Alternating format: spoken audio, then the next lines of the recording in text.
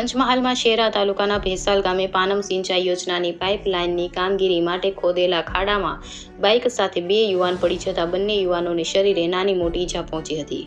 Bike ચાલક અને અન્ય યુવકને સારવાર અર્થે ગોધરા ખસેડ્યા હોવાનું જાણવા મળ્યું હતું. પંચમહાલમાં શેરા તાલુકાના ભેસાલ ગામ પાસે પાણીની પાઇપલાઇનની કામગીરી પાછલા કેટલાક દિવસોથી ચાલી રહી હતી. કોન્ટ્રાક્ટર દ્વારા ગામમાં પાણીની પાઇપલાઇન રોડ પરથી લઈ જવાઈ રહી હતી, જેમાં રોડ પર કોન્ટ્રાક્ટર દ્વારા કટ મારવામાં આવ્યો હતો. તે દરમિયાન રોડ પર મોટો ખાડો કરીને પાઇપને ડમ્પ કરવામાં આવી રહી હતી, પરંતુ કોન્ટ્રાક્ટર દ્વારા કોઈપણ પ્રકારનું બેરિકેડ કે કોઈ સાવચેતી બોર્ડ મારવામાં આવ્યું ન હતું, જેના કારણે રાત્રિના સમયે શહેરા તરફથી 2 યુવાનો બાઇક લઈને ભેસાલ ગામે આવી રહ્યા હતા.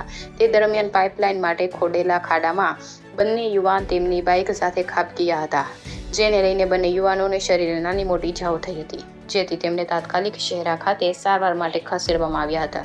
જો કે બાઇક ચાલક સહિત અન્ય યુવાનને વધુ સારવાર અર્થે ગોધરા ખસેડવામાં આવ્યા હતા.